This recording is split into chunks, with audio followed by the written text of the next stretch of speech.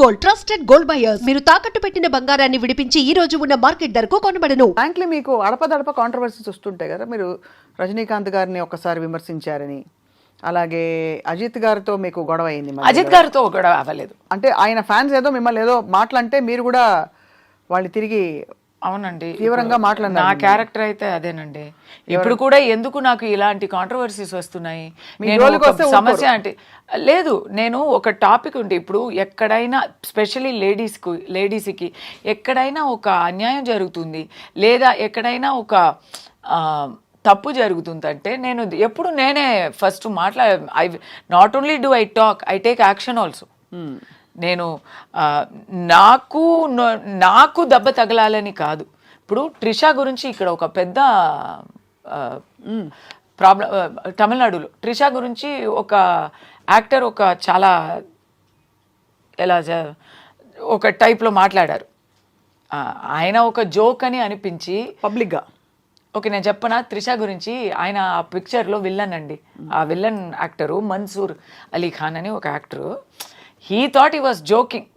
He thought ట్రిషాతో నాకు combination ఉందంటే నేను విల్లన్ నటుడు కదా, నేను ట్రిషాని రేప్ చేయబోతున్నాను, అలాంటి సీన్స్ ఉంటాయి అని అనుకొని వెళ్ళాను, నాకు కాంబినేషన్ కూడా లేకపోయింది పిక్చర్లో అని ఆయన జోక్ చేశారు. కానీ అది ఆ joke it's done in bad taste అని అనిపించింది. అవును, మరి చాలా అప్పుడు వి వాయిస్డ్ అవుట్. ఒక సందర్భంలో సేమ్ త్రిష, ఇప్పుడు నాకు కాంట్రవర్సీ అని అనుకోకండి, అందరికీ వస్తాయి. ఏం చెప్పకుండా ఉంటే కూడా వస్తాయి. ఎక్కడో ఒక మూలలో తను పని చూసుకొని అక్కడ ఏదో చేస్తున్న త్రిష గారికి ఎవరో ఒక పొలిటికల్ లీడరు రిసార్ట్లో మేమందరూ ఉన్నప్పుడు వీళ్ళందరూ ట్రిషానే అడిగారు కదా, ట్రిషానే పిలిపించారు కదా అనేసారు. దీంట్లో ట్రిషా తప్పేముంది? దాన్ని ఏం చెప్పలేదు. It is not at all. మీరు అడుగుతున్నారు కదా మీరు ఏమైనా మాట్లాడితే వస్తుందా అని. మాట్లాడకపోతే కూడా లైమ్లైట్లో ఉండే వాళ్ళకి వస్తుంది, వచ్చింది పాపం త్రిషాకి.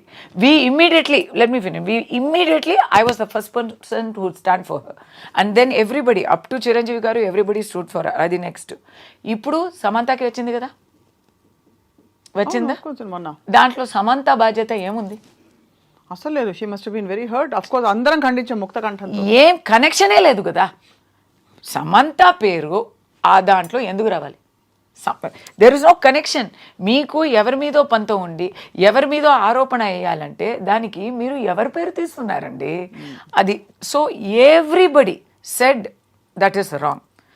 సో అలాంటి కాంట్రవర్సీస్ నేను ఇమీడియట్లీ మాట్లాడుతున్నాను కాబట్టి నాకు ఎక్కువ వస్తాయి. ఇప్పుడు నేను రూలింగ్ పార్టీకి విపక్షంగా మాట్లాడుతుంటే నాకు రావా?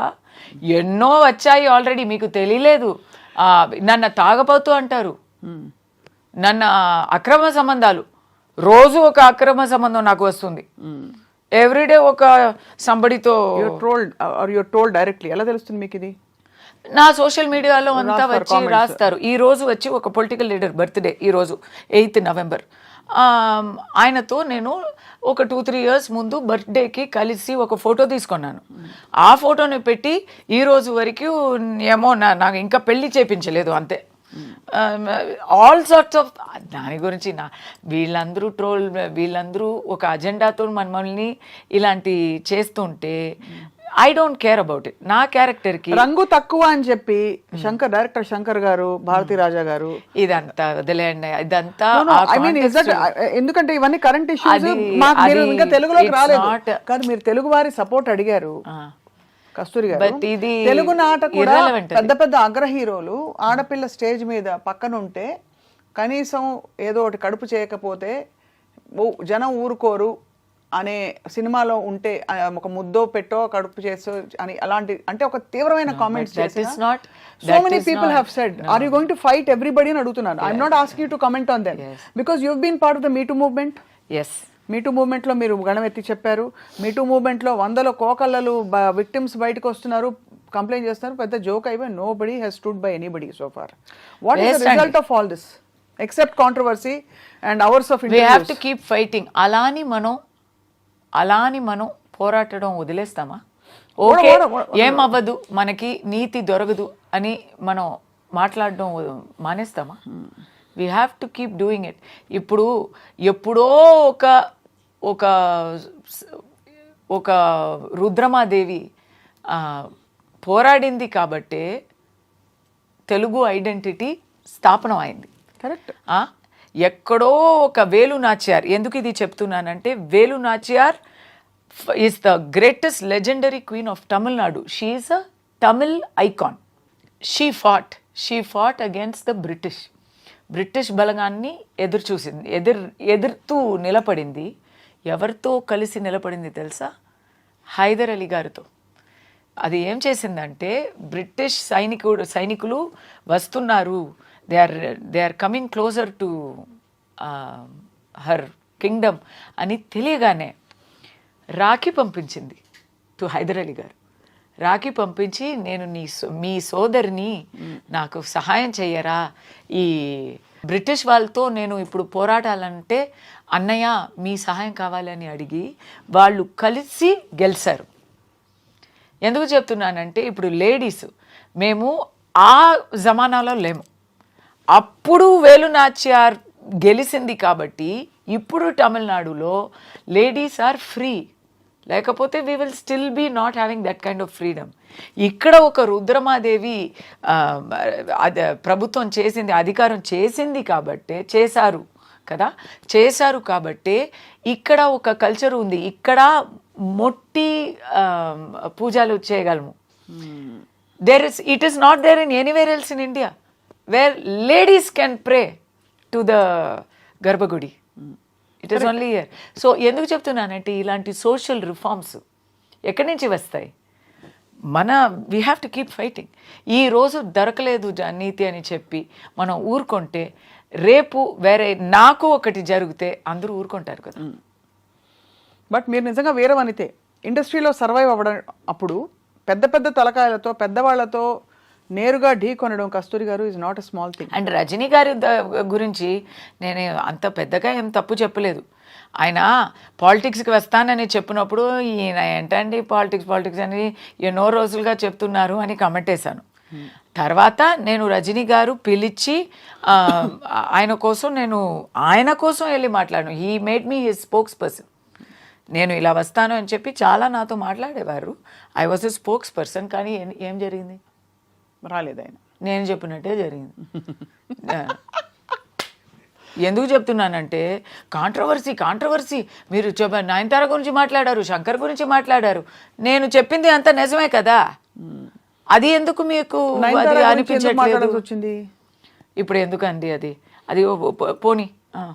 మళ్ళీ కస్తూరి గారు మాకు దొరకరు కదా. పోనీ let pass be pass. But నేను చెప్పిందే అప్పుడు కూడా కరెక్ట్గా వచ్చింది. ఎప్పుడు ఒక విషయం చెప్పనా, అందరికీ నచ్చినట్టు అబద్ధం చెప్పడం చాలా ఈజీ. లేదు, ఏం చెప్పకుండా ఉండడం ఇంకా ఈజీ లేదు.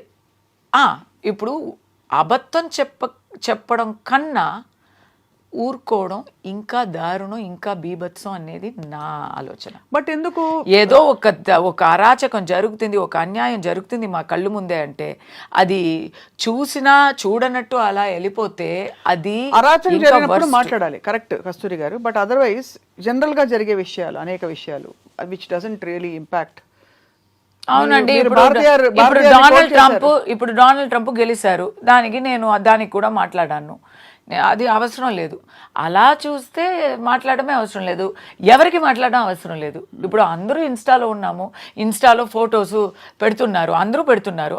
అవసరమా? ఖచ్చితంగా సమాజానికి సోషల్ రిఫార్మ్కి అలా we never know where it will become. అదే what will become. But you should voice out.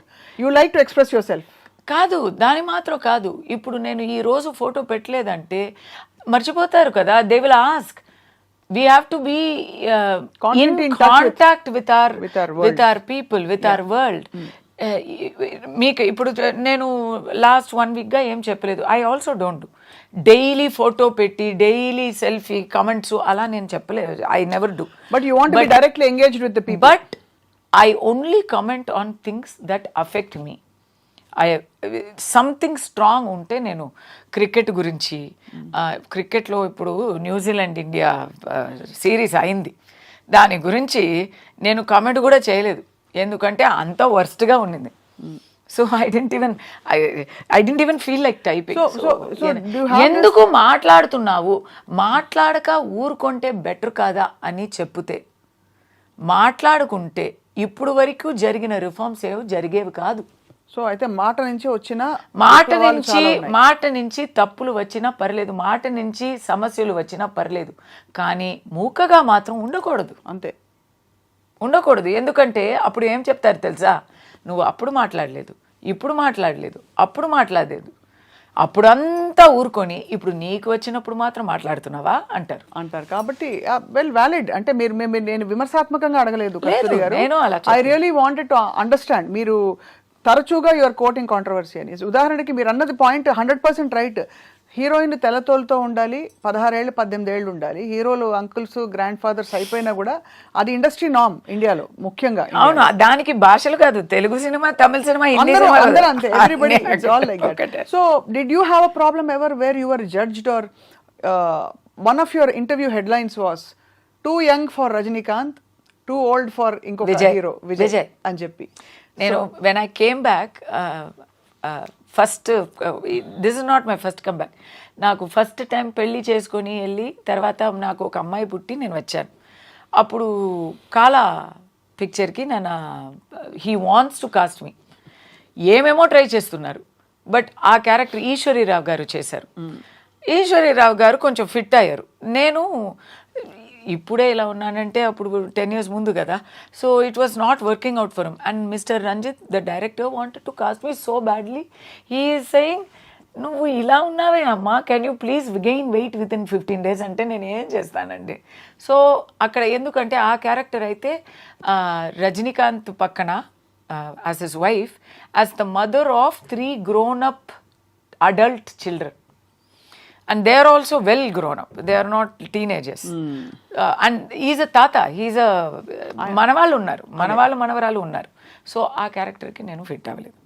కానీ విజయ్ అంటే, అయ్యో విజయ్ మీరు సీనియర్ కదా విజయ్కి నాకు సేమ్ ఏజే, బట్ మీరు సీనియర్ కదా విజయ్కి అని చెప్పి అక్కడ అలా అవుతుంది. ఇలాంటి తిరుశంకు స్వర్గాలు ఉంటాయి, చాలా ఉంటాయి. బట్ ఇప్పుడు ఏం చేస్తున్నారు కస్తూరి గారు మీరు? What are you working on actively? మీ సీరియల్స్ అన్ని అందరూ ఎంజాయ్ చేస్తారు.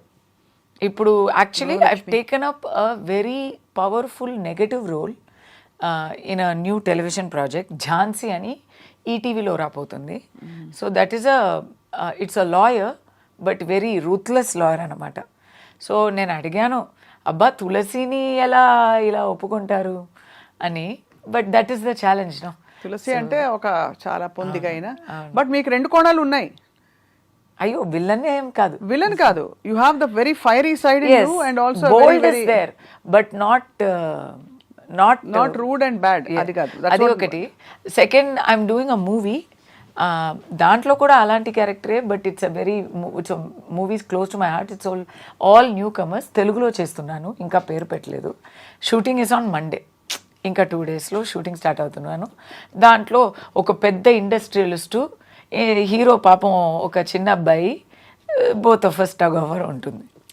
అది తమిళ్లో ఒక comedy picture, out and out comedy picture చేస్తున్నాను.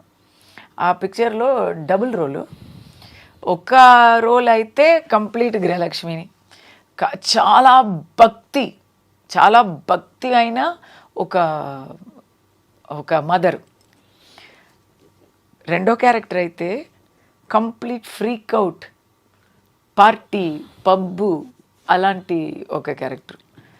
Both are the same person. అది కామెడీ కదా. అదే సో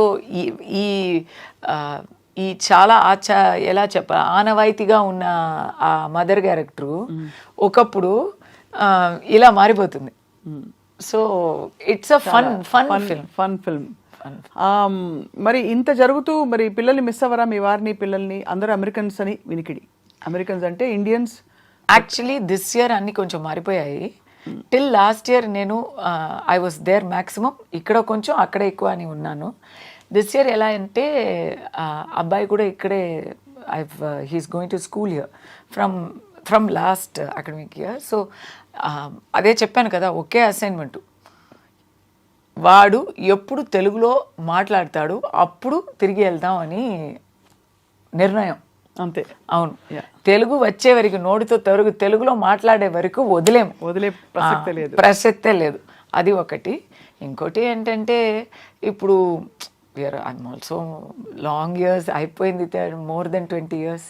సో కొంచెం ఇలాంటి ఫ్లెక్సిబిలిటీ ఉంది, ఉంటేనే బాగుంటుంది. అండ్ మీ career కి మీకు మా అమ్మాయి కూడా ఇప్పుడు షీజ్ ఇన్ కాలేజ్, సో అది హాస్టల్లో ఉంది.